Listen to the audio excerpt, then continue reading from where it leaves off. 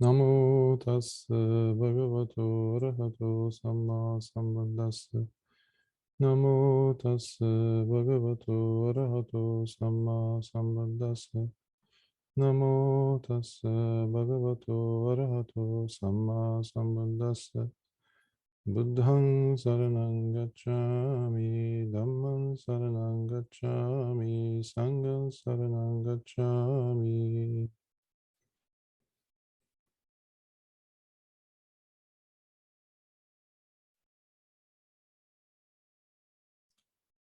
Not wasting any opportunities.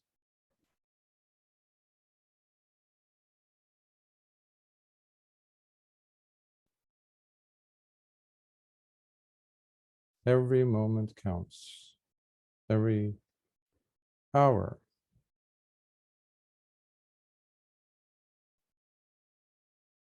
is worth awakening into, awakening out of.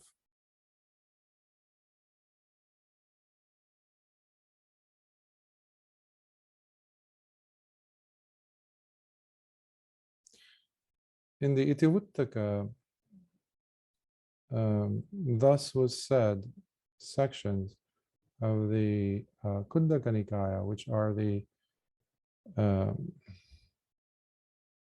collection of, or the group of shorter discourses.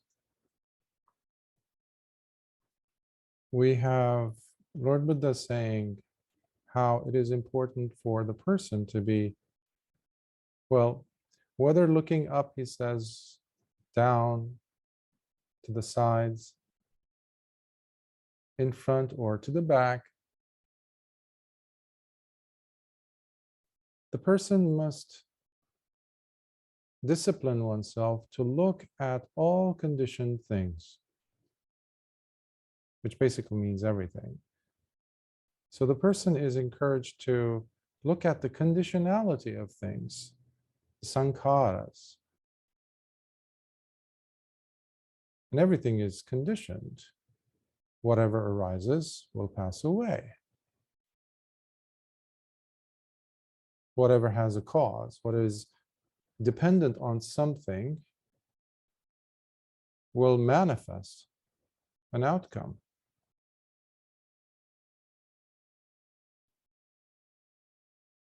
And just that very fact makes it not reliable as a thing, as a beingness all on its own, intact, independent, basically.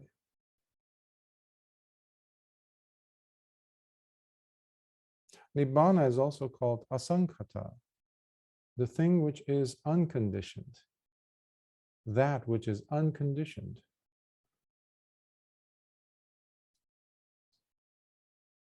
But it takes a lot of discipline to pause in the middle of your busy day with all of your responsibilities, with all of the stuff that's going on in your mind, in your heart, and say, okay, let me look at the conditionality of my relationship to this feeling, to this anger that I'm having, that I'm experiencing towards this loved one, my sister, my brother, my friend, my spouse, my dog, my cat, the world, the political unrest, societal chaos that's going on, etc.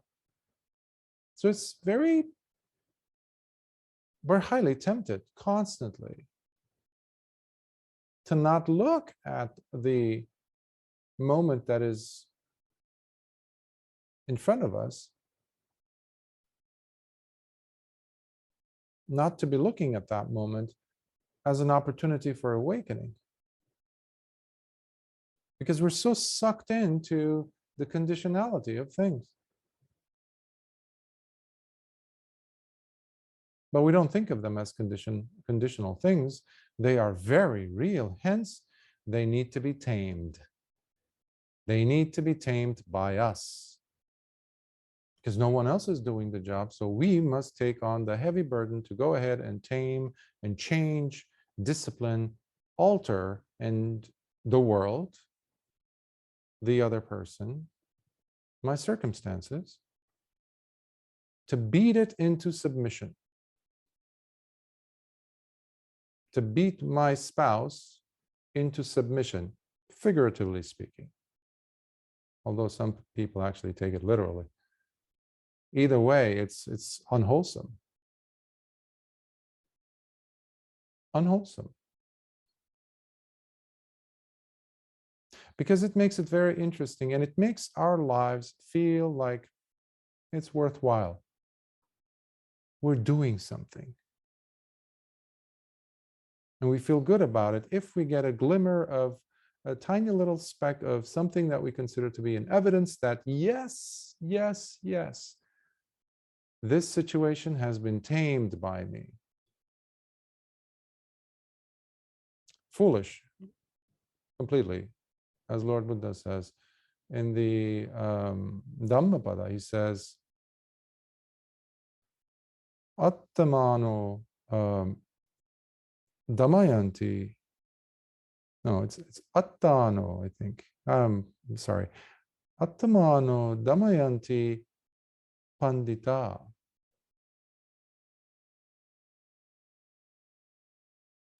Pandita means the wise ones. Damayanti means roughly something like disciplining or taming. Taming would be a much more appropriate term. And attamano, atta means, we usually hear anatta, and many people think that the Buddha was completely, categorically against anything to do with self, selfhood, or whatever, even its conventional usage, and he never was. He often referred to himself as atta, like myself. He would use those terms. But it was the sense of identification, the personification, the morphing into something, using the clay to form this thing that I call my beingness, separate from everything else. That's what anatta is for. So when he says atta mano, what he's talking about is the wise ones tame themselves, not someone else. If the person is not ready to be tamed, they're not going to tame unless they willingly want to come and tame themselves. But it is the person's responsibility to tame or discipline oneself. You had a lot of bhikkhus, bhikkhunis around the time of the Buddha. That doesn't mean that every one of them was tamed. Many of them were just getting a free ride through life, through the robes, etc. So taming oneself is number one. But that has everything to do with looking at and observing the conditionality of life, of the circumstances, situations, and of course, our relationship to those. Specifically, what is my mental construct or series of constructs that I am working with, the narratives? What is the dialogue or monologue that's going on in my head? The justifications, the reasonings. Hence, we have the samma vacha, right speech, with which we can identify the nature, the flavor of the conversation going on between the ears, which tells us, connects us back to the body by pointing the finger at, so my thinking in this manner is the reason why I feel a little bit of a tightness in my gut, a little bit on the left side. Well, this requires a lot of observation skills, which, guess what, has everything to do with the taming. And hence we practice sati.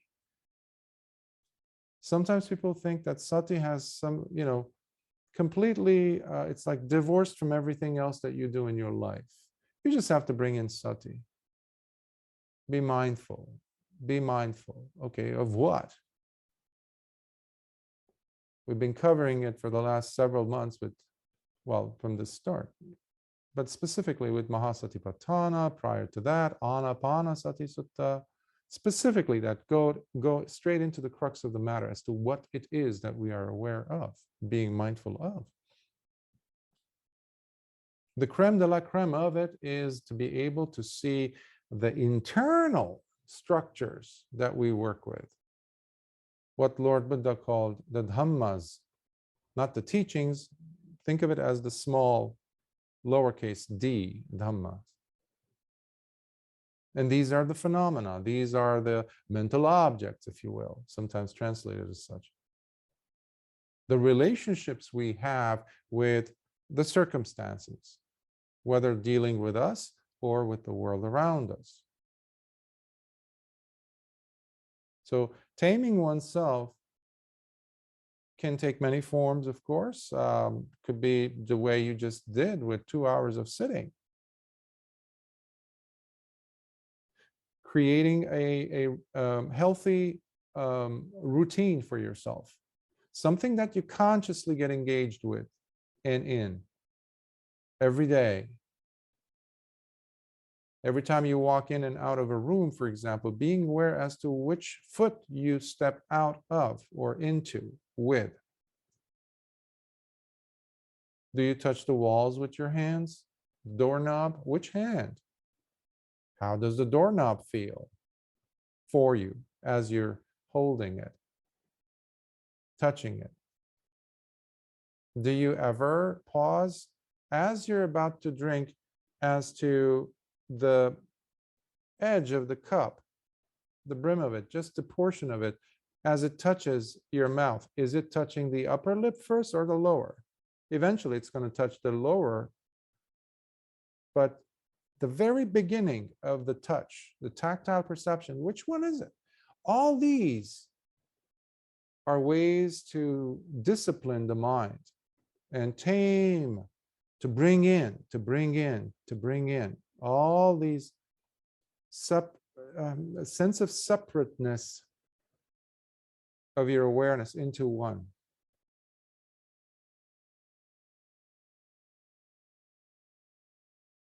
There is a wonderful Vagga yeah, it's in the Pandita Vagga. In fact, well, no, that's a different, but it's in the Dhammapada, yes. So in the Dhammapada, we have Lord Buddha saying verses, and that's what the Dhammapada is all about. It's just verses, utterances in a sense, that Lord Buddha, without being asked to teach, he felt the urge to say words of Dhamma, and everything he did was Dhamma. So his words were Dhamma. So his life was the Dhammapada in a sense. But we have snippets of those extractions of moments of him uttering. So one such incident is when he saw an event happen, and I think I mentioned it before in at least one of our meetings, where he mentions about the irrigators of water in the field direct the path of the water, and how that is very similar to the disciplining of oneself, to the taming of the mind. I'll actually go and explain or share a story with you on that one and the background of it. It involves a novice, young novice, I mean really young, 7-year-old, who becomes ordained as a samanera, a novice monk. And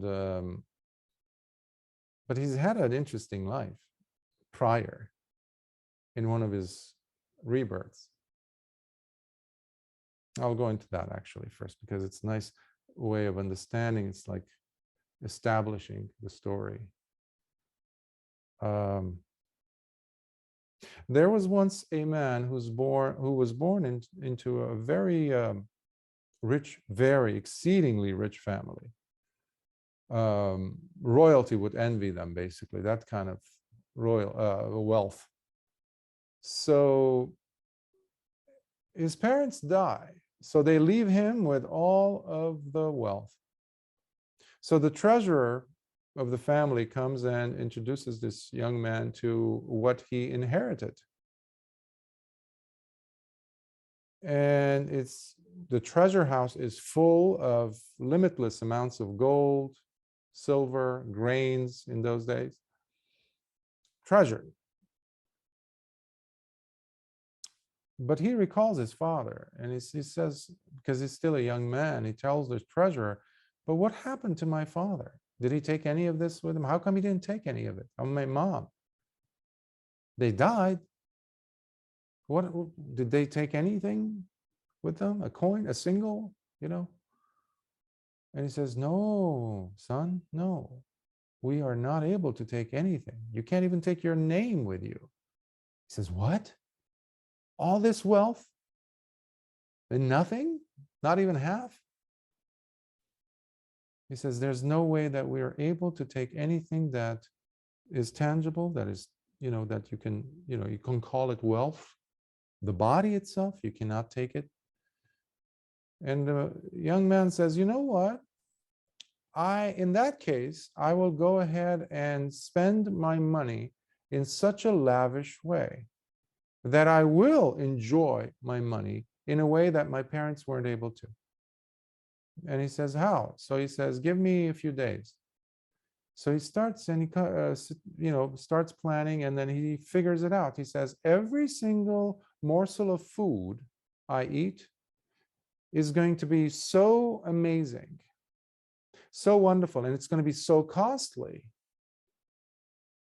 that whether the universe, existence likes it or not, I'm going to spend that money. And whether I die without a penny or not taking anything with me, it doesn't matter, because I would have already enjoyed every bit of it. He says, okay. So he starts planning out how each bowl of food, basically, is going to be eaten. So basically, each item of food is going to have 100 different spices. The most delicious things. In fact, if you go to India, they also put edible gold and edible silver in their food, in their desserts and things. So the wealthy eat. They used to only be the wealthy, actually, in Indian society who consumed such things. But now I think it's spreading. So I guess it's a lower quality gold. But so anyhow, he says, no, but it's not going to just be in my room that I'm going to eat. I need the whole country, the whole region to know when I am about to eat. So there needs to be a celebration prior, during, and after every single meal. But it's going to cost money. That's where the treasure house comes in.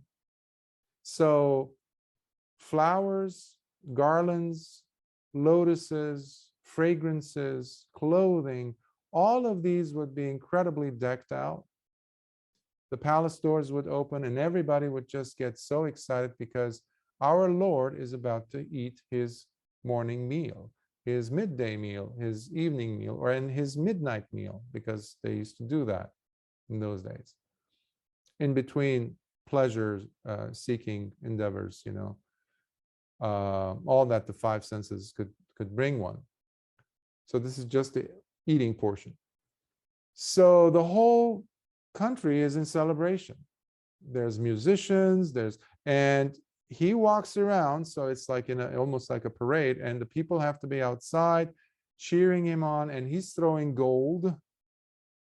So everyone is excited because he's about to eat. It so happens that one of the inhabitants, one of the citizens of that country, that area, has a guest over. And they say, oh, the trumpets are going crazy, so the elephants are coming out of the palace, so we have to be outside. He says, why? Because our Lord is about to eat his meal. He says, what? His guest. He says, what does that have to do with us? He says, oh, no, you don't understand. And he explains to him the whole thing. And he says, well, I have to see this. So he also joins, and he already is smelling the food that is being paraded before the Lord, the king or the prince, you want to call him. I guess we can call him a king of that area because he's very wealthy and he rules the place. So now the whiff of it, the fragrance of it reaches the nose of this guest. And he just gets mesmerized. He says, I want this. I must have this. And his cousin or relative says, no, you don't understand. We don't share that. It's just his because it's incredibly expensive. We cannot even think about it. He says, no, you don't understand. I must have this. And he says, no, sorry. He says, no, if I don't eat a morsel of this, I will die. I will kill myself. So he really takes it to that level. And as this wealthy person is passing by, these two gentlemen, the host, who's hosting this person, his guest, says, okay, I have to say something. He says, Lord, please, we have to, just one moment, please. And he says, what is it? He says, my guest here, he introduces him. He says, he wants some of your food, maybe a morsel. He says, that's impossible. He says, but please, he says he's going to kill himself. He says, no. And the man gets up and says, no, I will. I'd rather die if I don't taste your food. And this ruler says, this is interesting.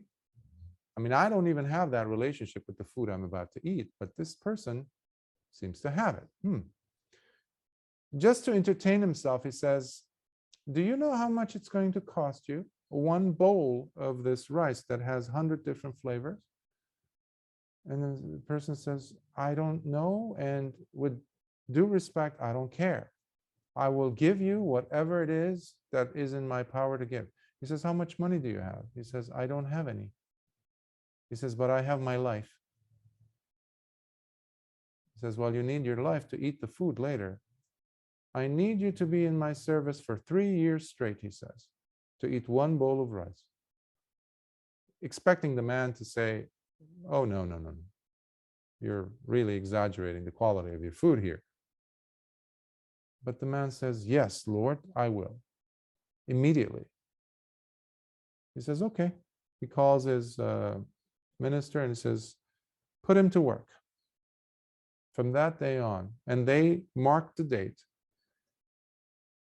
Every day, whatever they throw at him, whatever task, clean the stables, clean up after the oxen, do this, cultivate this land, this arid land, sow it, do this, clean the emperor's, bathroom.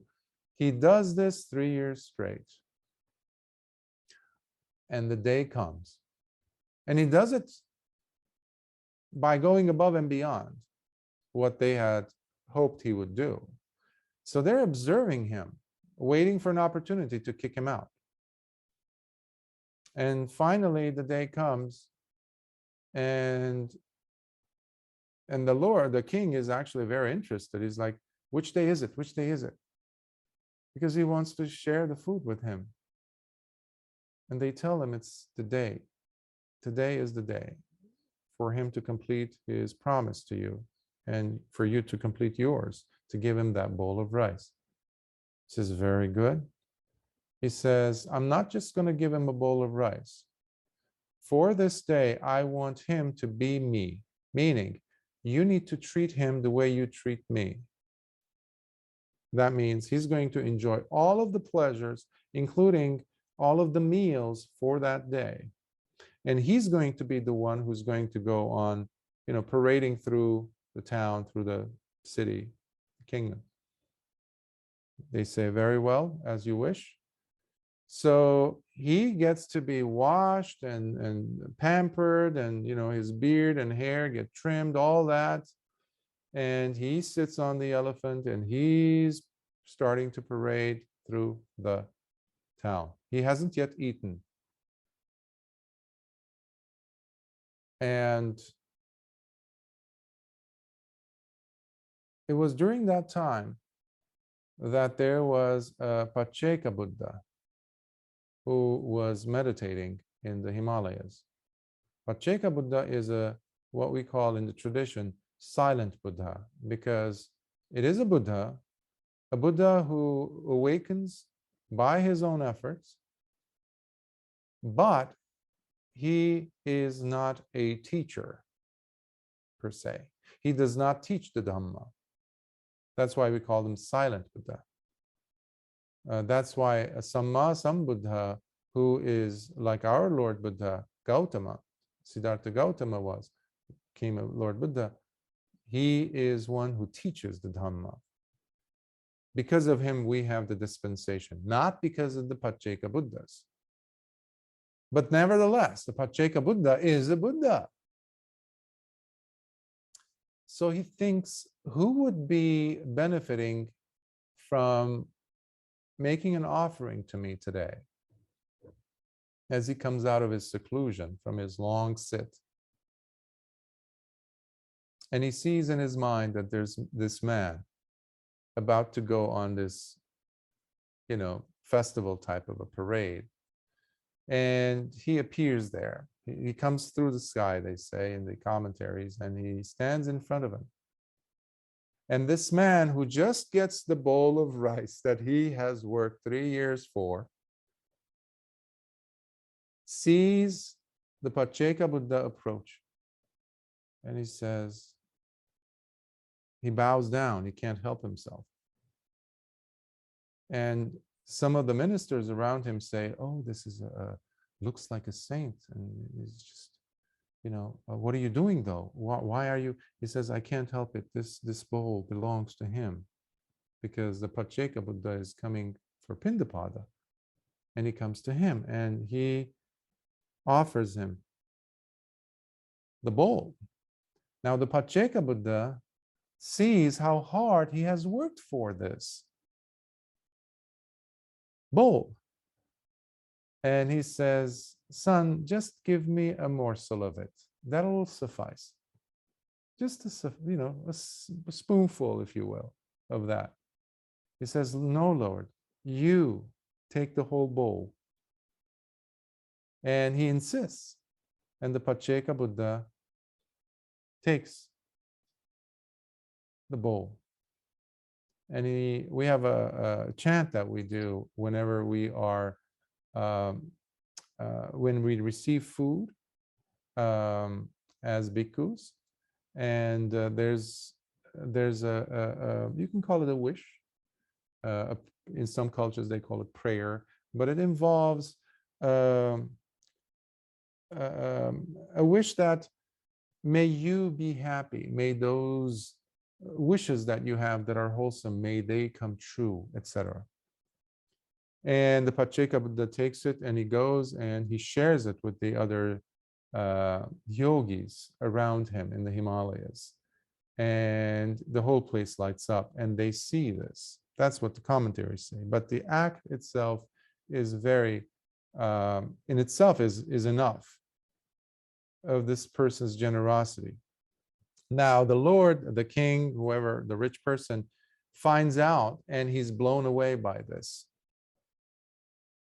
And by this gesture of extreme generosity, because he gave away 3 years of his life and he didn't even taste a single grain of that rice. However, from that point on, this person never goes hungry again. And every food that he eats, every meal that he eats, ends up being so lavish with 100 different flavors in it. Now, this person dies and ends up being the young, venerable Sukha,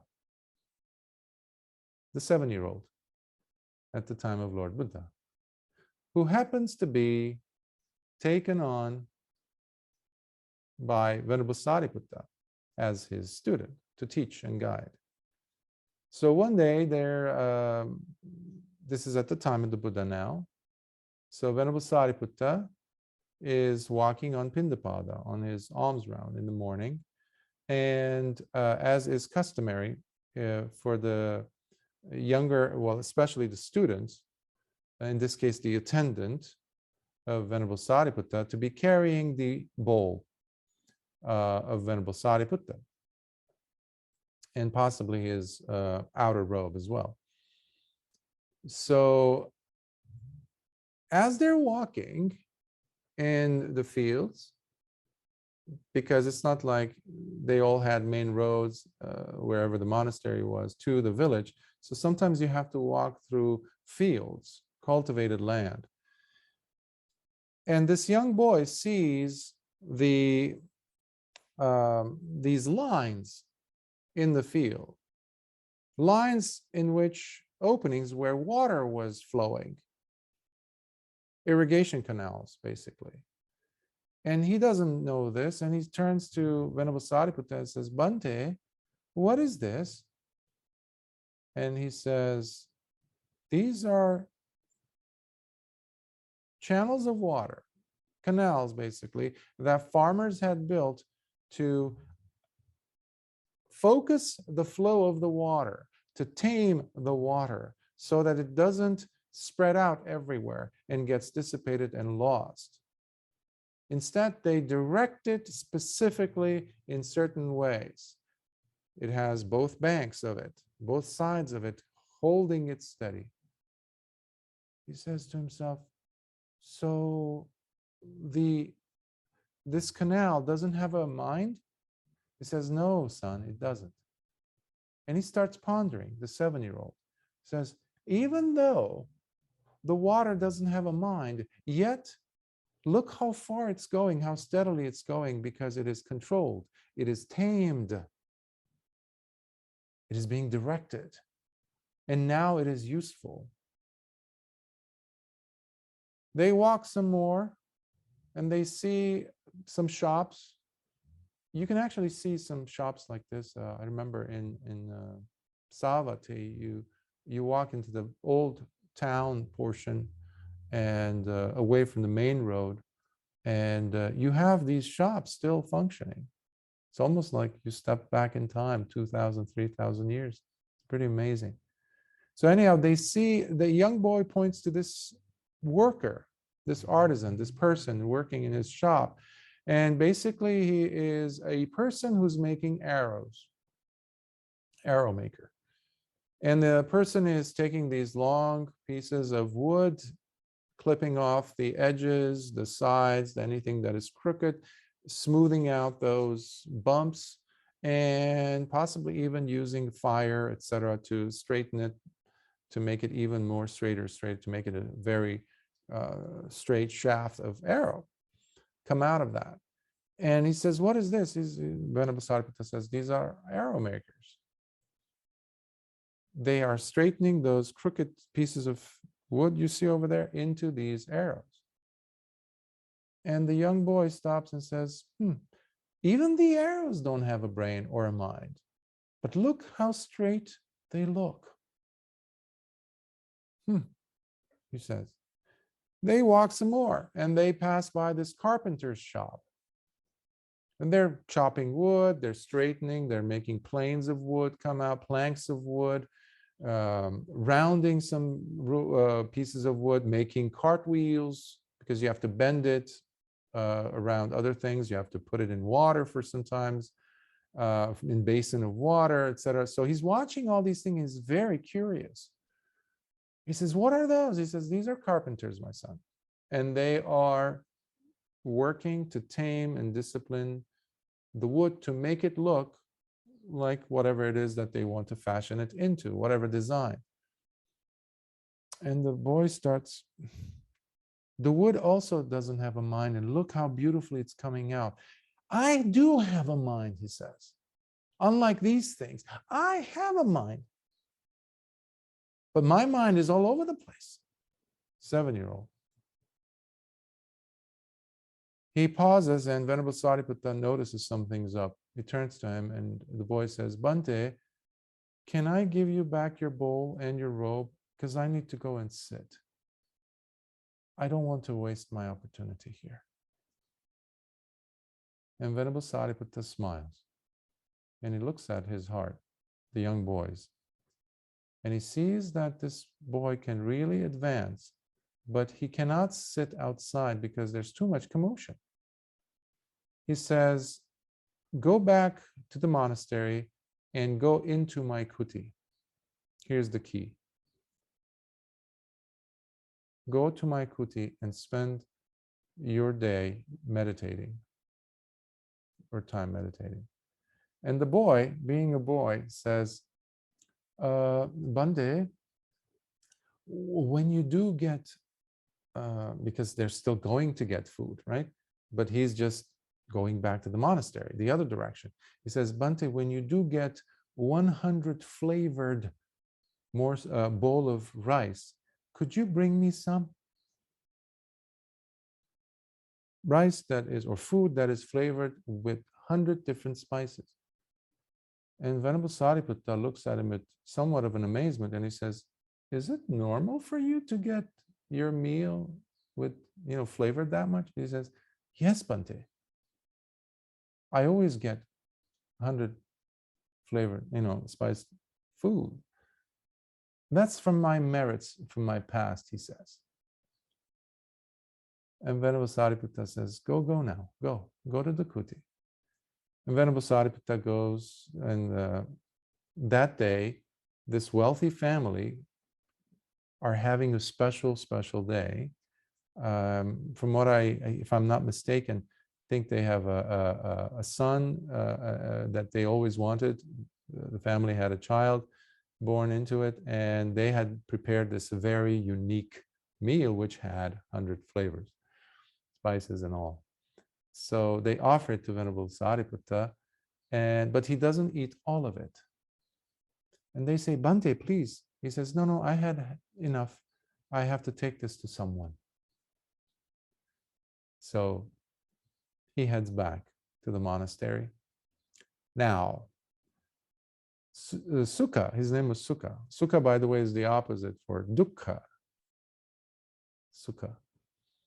And he's gone to Venerable Sariputta's kuti, and he's meditating.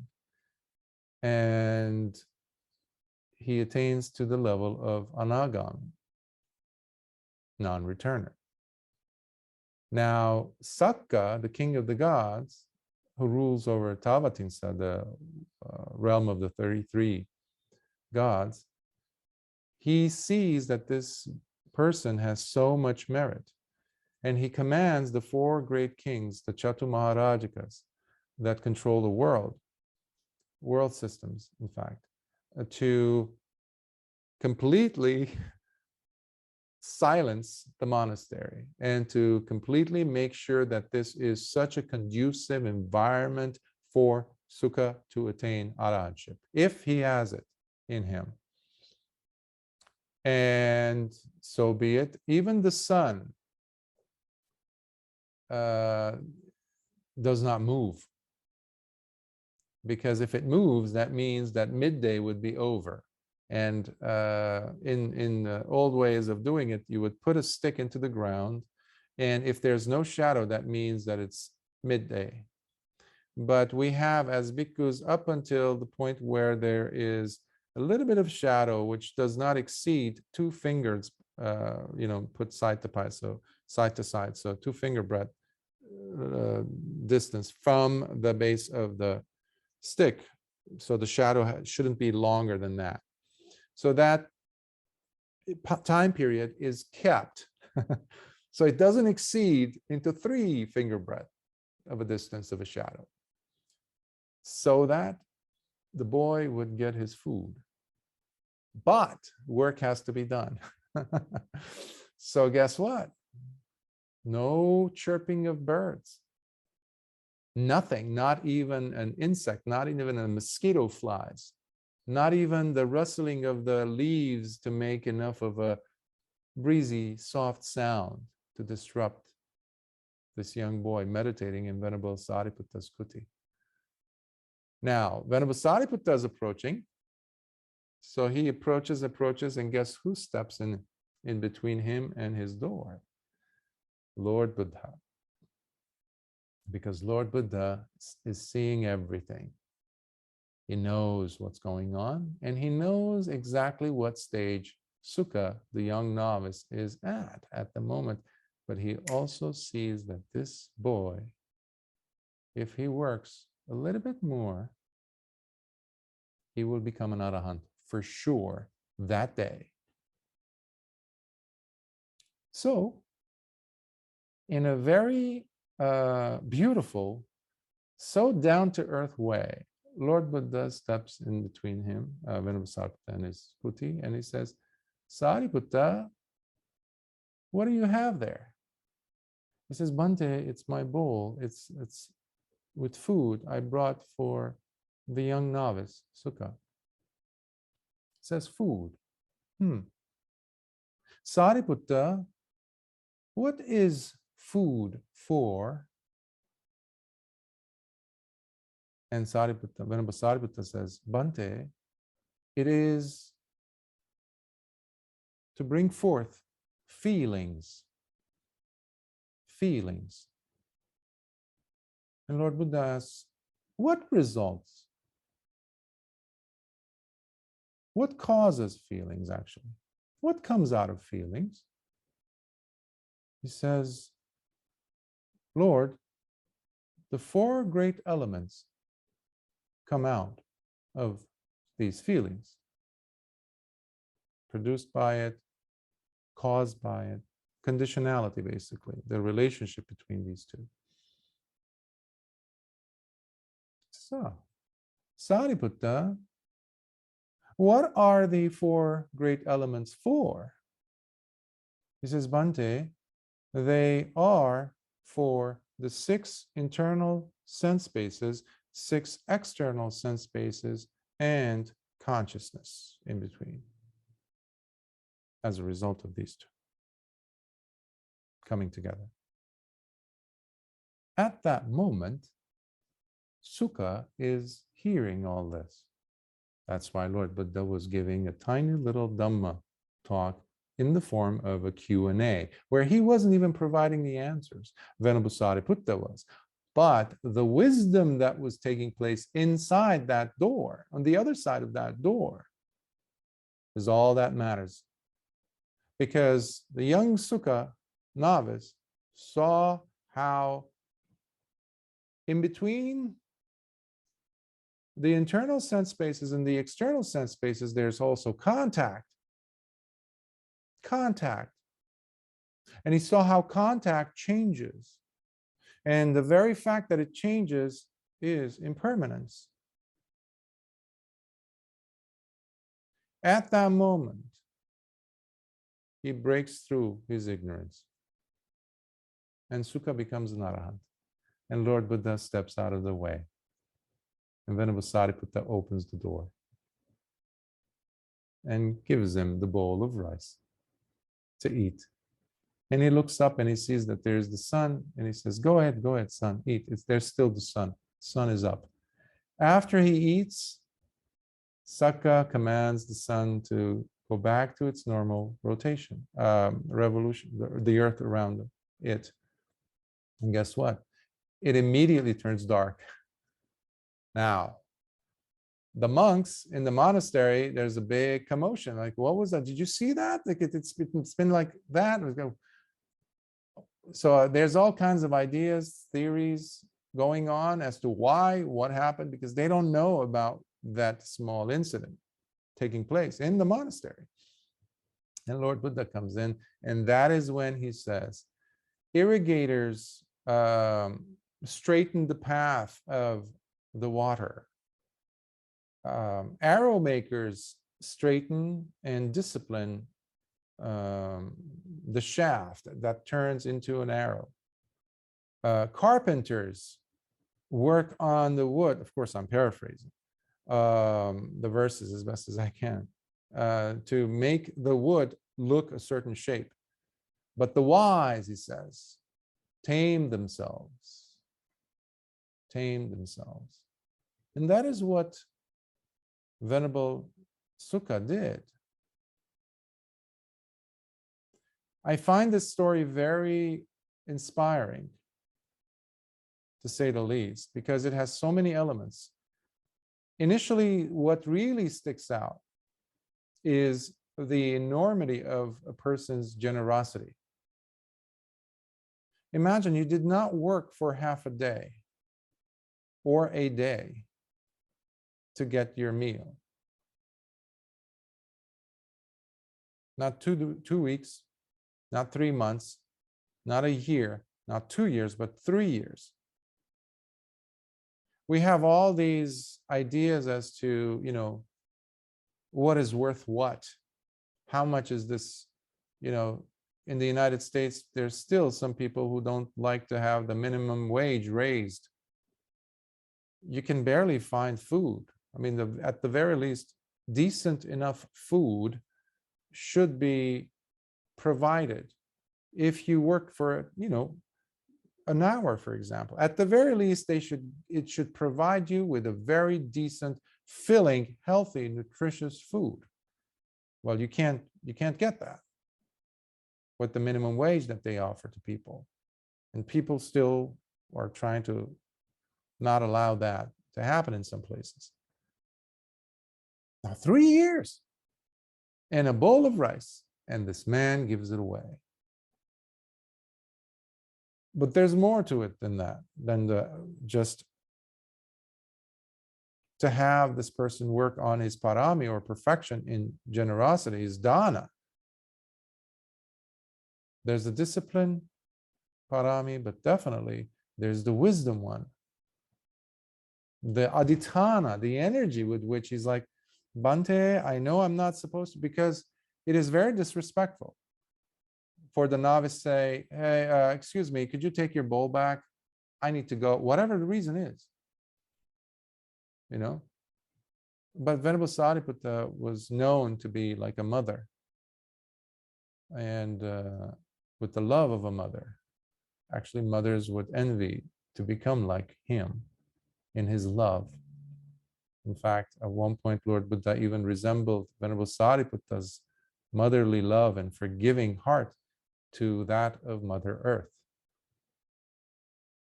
because she accepts everything. There's no preferences.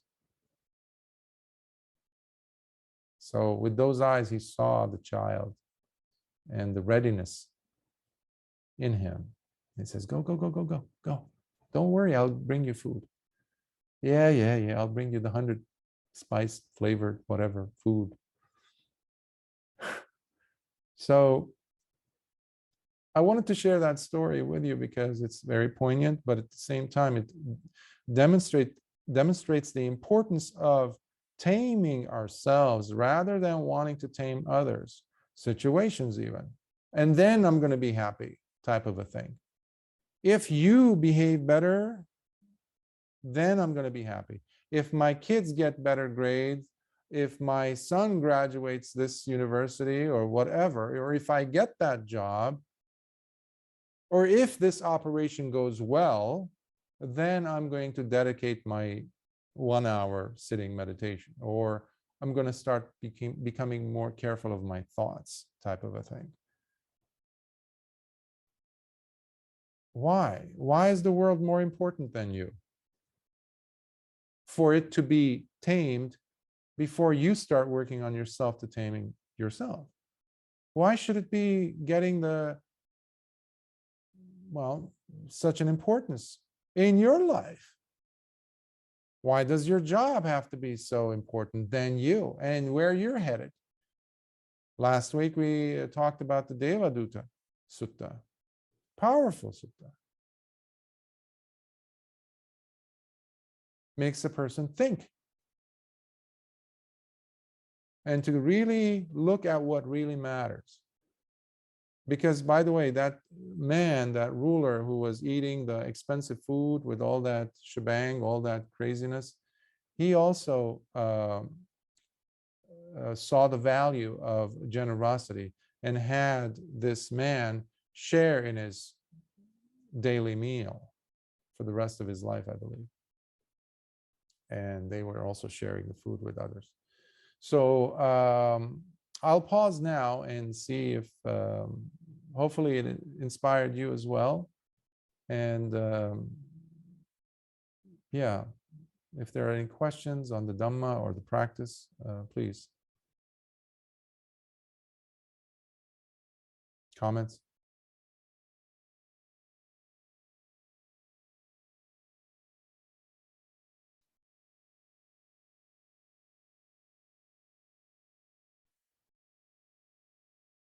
Did you like this story? Bhante, quick question. Did you say you mentioned the Itivatuka earlier on? Is this sutta from that? I just did a quick search on Google and it comes up the Dhammapada part about the arrow makers and the carpenters, Yes. and then the wise one tame themselves. Yes. But the whole story about the 7-year-old boy, is that a sutta? No, that's actually from the Dhammapada part. That verse that you read, the irrigators part, it's the commentary of that verse. Commentary. Okay. Yeah. So the Itivuttaka part is when I was mentioning the importance of paying attention to the conditionality of things. So when Lord Buddha says, looking up, looking down, to the side, to the front, to the back, and looking for the conditionality of things, that part is from the Itivuttaka. But this one is, I think, verse 145. I think it's in the Pandita Vagga. So it is the commentary to the Dhammapada. Great source for, I think, well, I have it all recorded actually. The Dhammapada, all of the verses and the commentary, which was basically not my work. The narration was mine, but it was the work, original work of Venerable K.Sri Dhammananda's. He has an excellent book, which unfortunately it's not that available. You do find them in Buddhist temples sometimes, and if they have extra copies, you can ask them, and perhaps you can make a small donation to the temple, and they can give you a copy if they have an extra. But it's usually black covered hard copy book. It's a wonderful book, and it has both the verses. First, it's the Pali, then the verse in English, and then the entire commentary. So you have the whole thing in one set. And that's why I wanted to narrate that version of the Dhammapada versus anything else, because it's so rich and flavorful. Flavorful. So. Thank you. And one other interesting point while I'm talking is that you mentioned something I hadn't heard before, hadn't noticed before in the Four Kings, Charu Maharajika, how they were controlling the world. And I haven't heard anything about, because they're only one level up, aren't they, in the 31 levels of existence? They're only one level up, and yet they're controlling the world. Can you just explain a little bit more about that? I'm not an expert on the topic of devas. There is another venerable, he's from the Thai forest tradition in Canada. He's done wonderful work on this. He has many I believe talks given on this. His name is Ajahn Punyavadho, and he also is the one who wrote the book A Letter from Mara, which I also narrated. So he's the author, and he's very good, a very good source on the subject of devas. But as far as you asking me and what I can offer, the four, yes, they have, you see them in different suttas, by the way. And the devas are there, the nagas are there, the yaksas are there, and the kumbhandas are there. So these are different classes of beings that are not just found on this planet. They are found on different planets as well.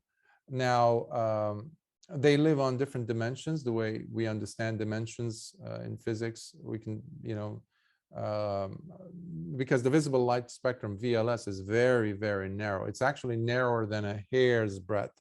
It's narrower than, that's how thin it is compared to the electromagnetic spectrum, which goes on for, for miles.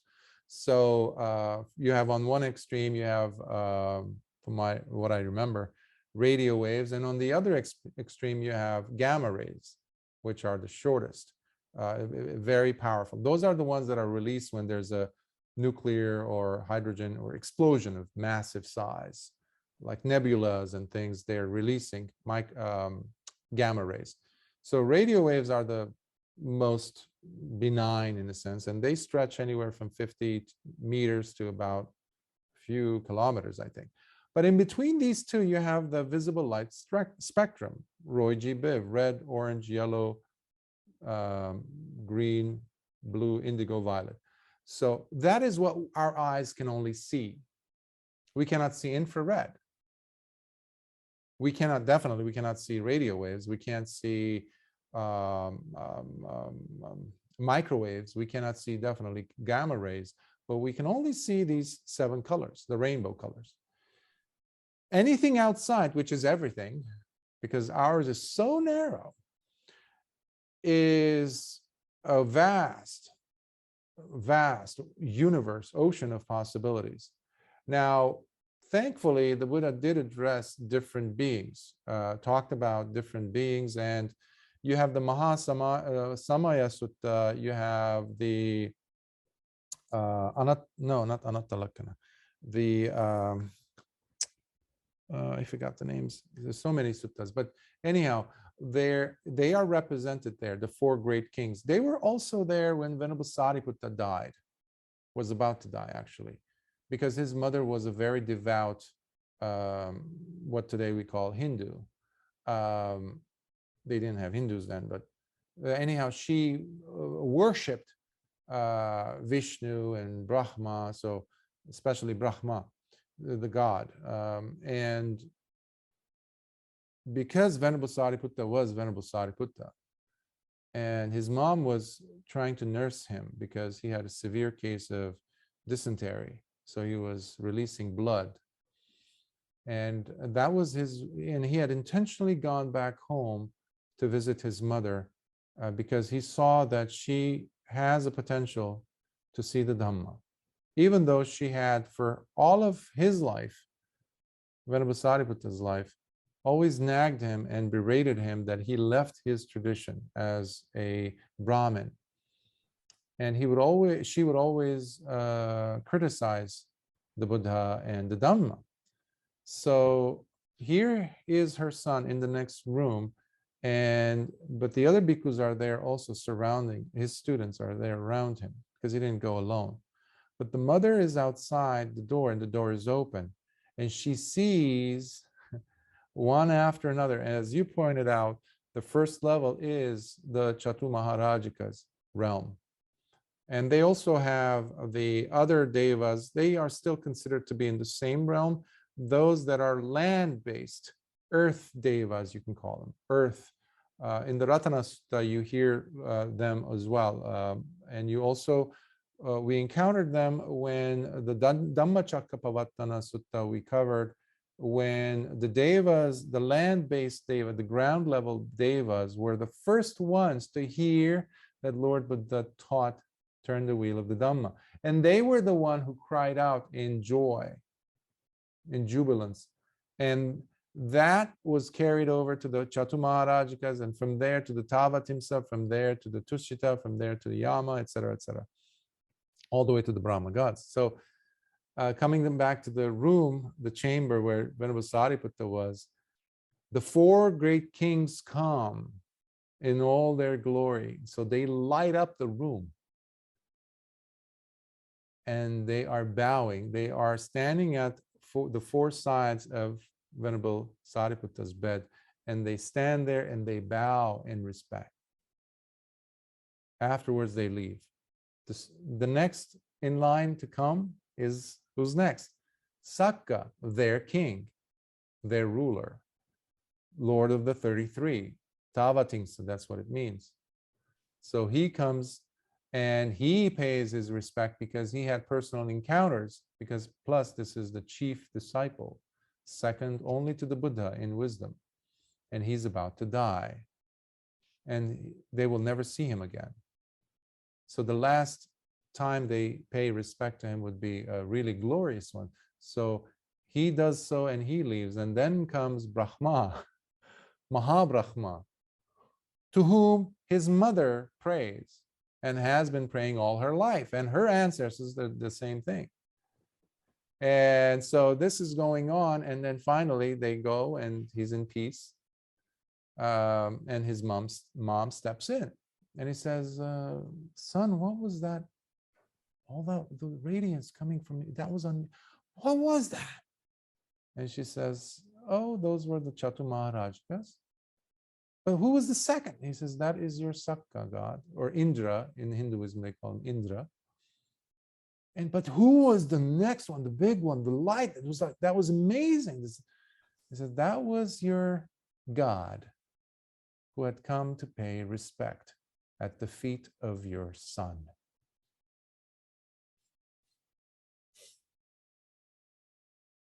So his mom is moved deeply, and she bows down to her son in tears. And Venerable Sariputta shares some Dhamma with her. And guess what? She sees the Dhamma and she becomes a Sotapanna. And Venerable Sariputta says, now my nursing fees are paid in full. You may go now. Because he was really, at that point, he had to release some more blood. And the bhikkhus come, rush in and help him out and clean. And he dies. Imagine.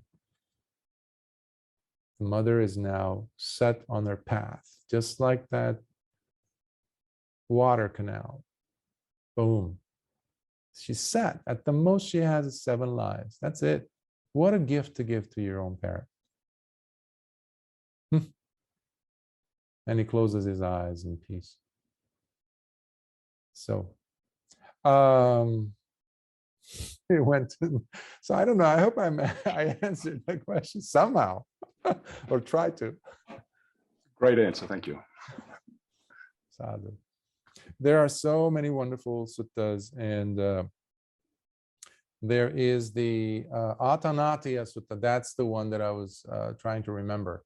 It's a wonderful sutta, and it is in the Digha Nikaya, the Long Discourses, Atanatiya Sutta. It's very well known, and it's chanted quite a bit in Buddhist temples on special occasions, but also on request.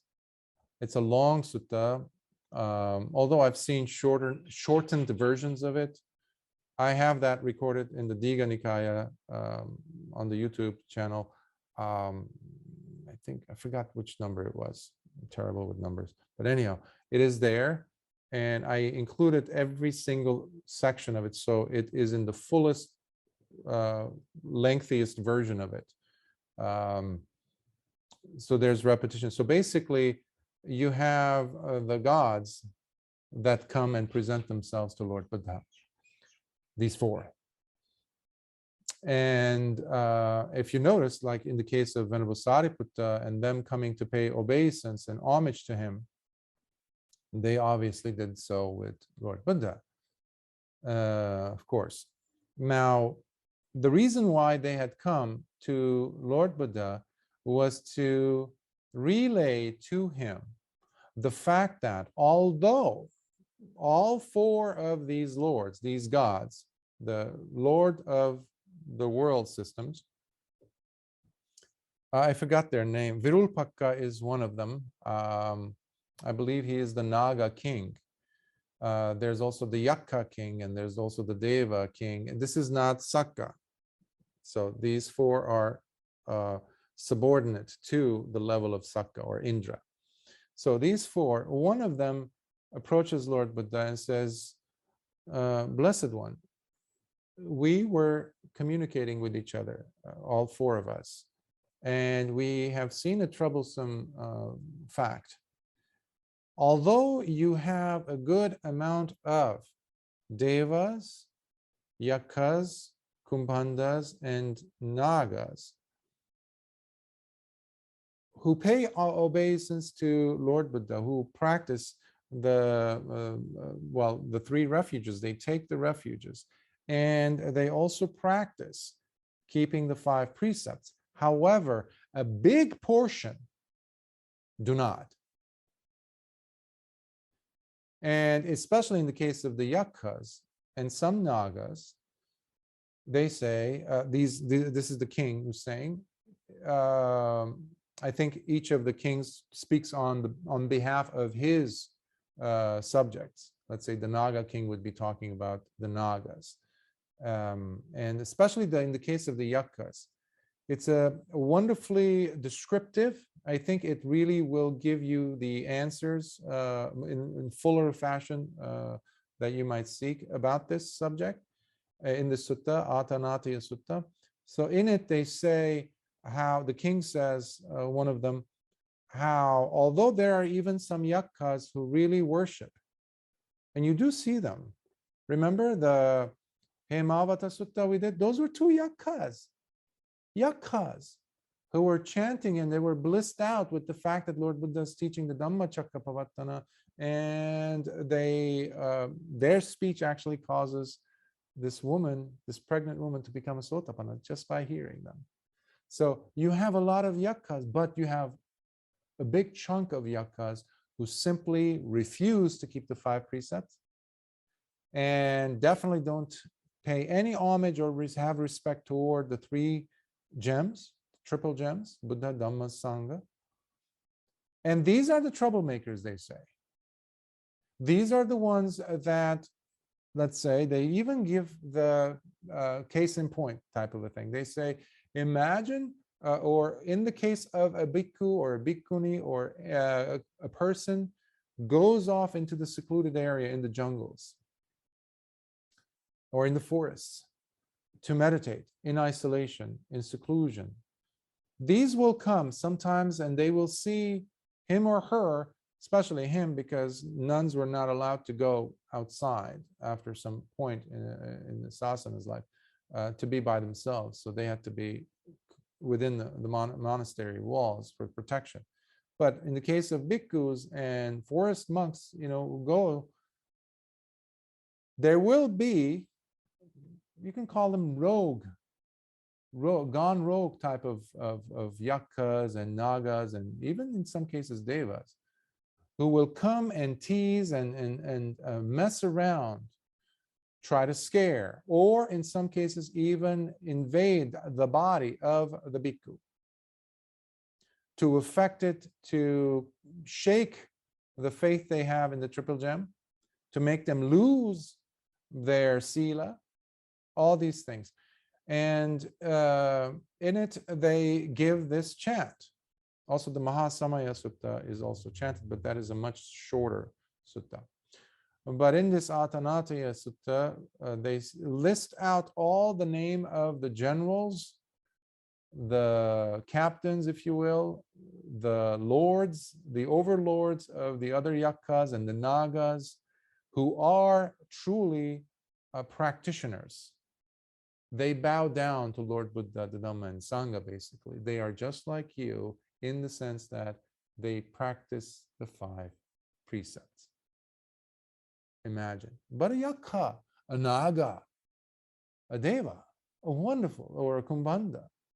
So he says, if any of these characters, for example, a yaka, taunts, puts the life of such a person in danger, or invades their body, then let the person just know this sutta, this chant.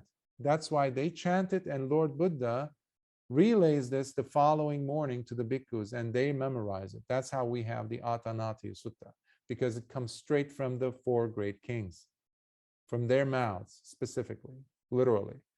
So basically, the protective measure involves the chanting, but even you have the shorter version of that chant, if the person is invaded, if the person is attacked in any way, or feel that there's something really wrong going on. You're practicing Dhamma, but you feel like your mind is being thrashed around, or you feel something like you feel like somebody's talking through you and messing up your tranquility. Of course, Mara is always involved on some level. If you just call out, Mara, is that you? Mara can do lots and lots of deceptive things, but one thing he cannot do is to lie to you.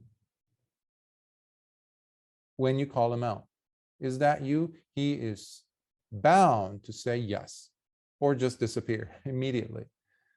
You can try it. I've tried it many times. Every single time, gone.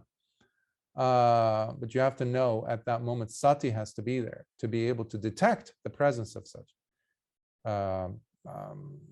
deception. But in the case of the yakas, they can be a little bit more gross.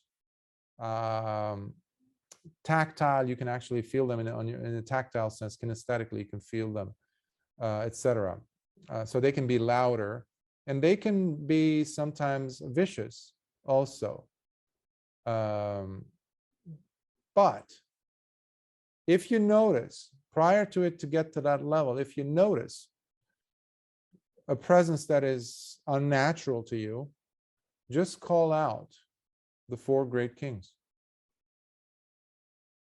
There's even the name of the generals. One of them is the name of the Naga, the mighty Naga who came in and wrapped itself around Siddhartha, actually Lord Buddha, to cover him up when it was pouring rain, and to cover him from the insect bites and all that. So he revolved, wrapped itself around Lord Buddha 7 times. And then once the torrential rain had gone, uncoiled itself and became this young boy and bowed down to Lord Buddha. That was a Naga, a mighty Naga, and his name is Muchalinda. And his name is one of the names that you can say, and it terrifies other mischievous Nagas. And for the yakas, you have examples like Sumana. There's even one that has the same namesake basically as mine that my teacher had given me, Chandana. So that's easy for me to remember. So there's actually a slew of names. So if you could remember those, yeah, Muchalinda comes to mind very quickly for me. And you just say, there is this being who's attacking me, period. And if this entity goes ahead and continues or keeps harassing you, the kings say in this sutta, they say, he will be banished from all our assemblies. The yakas have beautiful realms, as do the Nagas, as do the Kambandas, as do the Devas. And this person will be completely ostracized, exiled. In fact, there's a funny part, I find it comical in a sense. They say, if the person, the Yaka or the Naga or the Deva, is still not married, let's say he wants to get married, if it's a female or a male, no Yaka will ever be his consort, because he actually disobeyed and went straight against the word, the vow of the four great kings. When we make offerings, we include them all. We say Devas and Nagas when we're doing offering of merit, but it's not just them. The yakas, they have very good practitioners within them, their ranks. And so do the Kumbandas. However, you have this big chunk of their, I guess, population that are simply like not going to think twice when they get to a point of having, going crazy with enjoyment of sex, of liquor, intoxicating themselves, substance abuse. Yeah, they have that too. Killing. So basically, they're all lying, cheating. They do this. Devas do this all the time. The ones who are non-practitioners. Why? Because you have such resources, incalculable amount compared to ours, of pleasure that is waiting to be grabbed. And so it takes a special level of a deva or a naga or yakka or kumbhanda to say, I'm practicing the 5 precepts. I can't. Yeah, but look at this human being. Let's go and taunt him. It would happen many times in the awakened savakas, the Arya savakas, the Arahants' lives. The one that I remember from the life of Ajahn Mun, he's walking in the woods in the jungles of Thailand. Unfortunately, these jungles, most of them have disappeared, and now, even in his lifetime, they were chopping down trees. So they were going through the jungle, and they get to this pond, which looks beautiful, and surrounded by all this greenery, flowers, trees, and they're hungry, they're thirsty. Ajahn Mun, who was an Arahant, and he also had powers to see, and he had psychic abilities. So he immediately tells the bhikkhus who were rushing in to get their water, stop, don't touch it.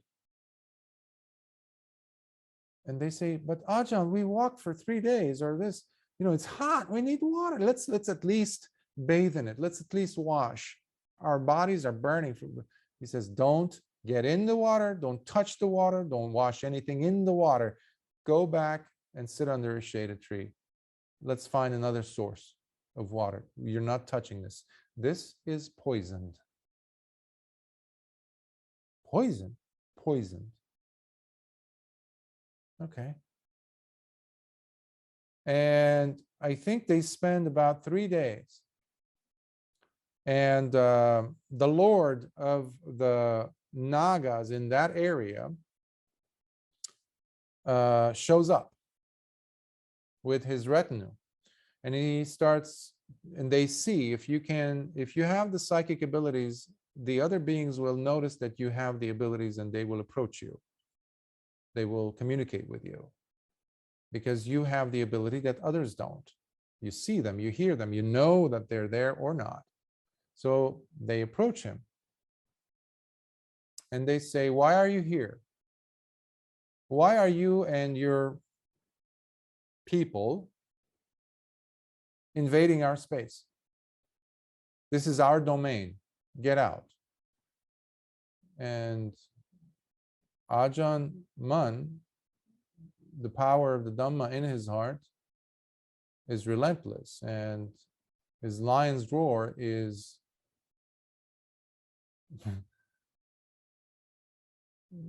beings bow in front of it, because he lived the Dhamma. He was the Dhamma. And he says, do you know to whom you speak? Do you know who you are addressing? And these men, these are bhikkhus, he says, my students, Lord Buddha's students. He says, your God, your own king, he says, bows to Lord Buddha. We are his students, our Lord Buddha. He says, we are practitioners of the Dhamma. That is our life, he says. Don't you know anything about kamma, he says? Don't you know anything about actions? And he starts berating them, admonishing them, criticizing them. And this Lord Naga start shivering along with his commanders. And he is just, criticizing them, admonishing them. He says, how could you even think to go ahead and poison the pond? Weren't you thinking, he says, if any of these bhikkhus died, if I didn't stop them, do you know what would have been your consequence? Many of you would end up in hell. Do you know where the hell is? How it feels? If you don't, your king knows. So shame on you. So he is like berating them. And they say, what can we do to fix this? He says, you can start by going and cleaning up the pond from the poison and make it drinkable. Not just us, but all the other organisms, creatures, the deer, the tigers. And they say, yes. And they quickly go and they come back and they say, it's clean. Please have your students go and drink and wash to their fill. And he says, now is time for you to go and wash and drink your water. So, and Venerable Ajahn Mun starts teaching them the Dhamma to the Nagas. So when Lord Buddha, and in keeping with that tradition that we get from Lord Buddha, whenever we give Dhamma talks, the Nagas, the Devas, the Yaksas, the Gandharvas are equally invited, welcome, as human beings are. As geckos are. There's a gecko that comes here, listens to the Dhamma talk. He was here earlier. So if there is the ability to perceive, understand, yes. But human being and beyond, we have, especially human being, but when we go beyond, whether it's the Chatu Maharajikas or other beings, the temptations are there for them not to, lend an ear to the Dhamma, because there's so much pleasure going on. They have friends that come and pull them out, like, come on, let's go have fun over there.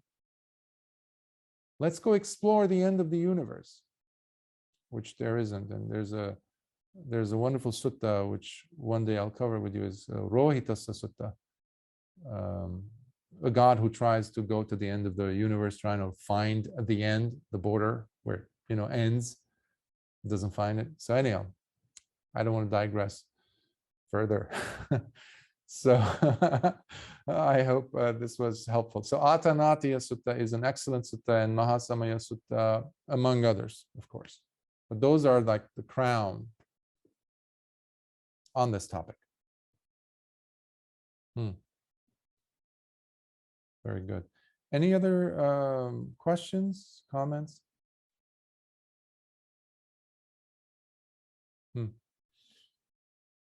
Very well. So let us share merits.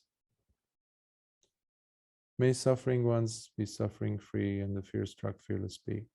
May the grieving shed all grief, and may all beings find health relief. May all beings share in these merits that we have thus acquired for the acquisition of all kinds of wholesome happiness. May Devas and Nagas of mighty power share in these merits of ours.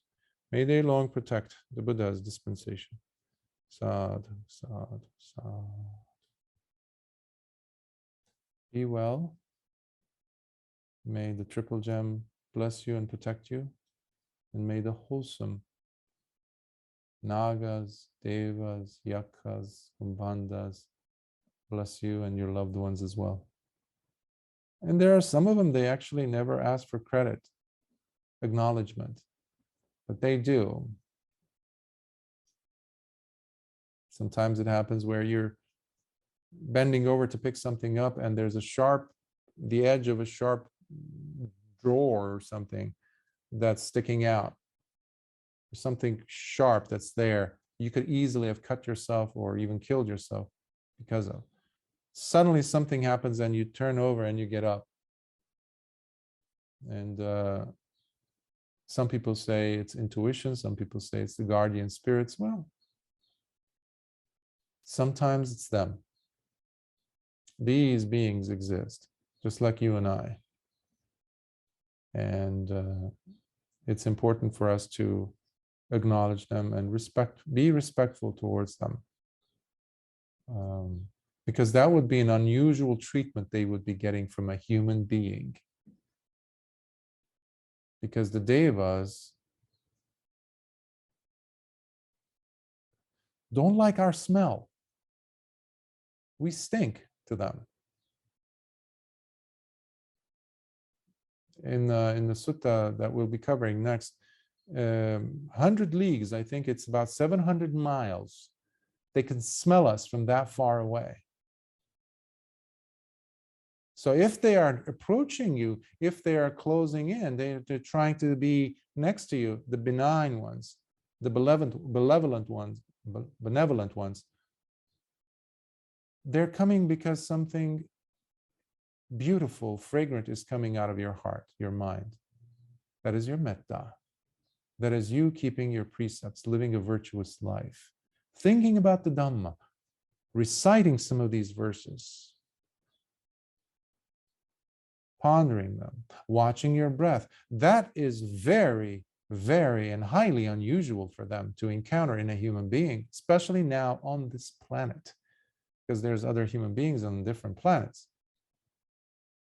So that attracts them like honey for, attracts a bee from afar. So let's be a little bit more respectful. As we tame ourselves, as Venerable Sukha did, and he went all the way to Arahantship. This path delivers here and now. It's not for later. So be well, and I'll see you next week for our sutta exploration. Sukhi Hotu.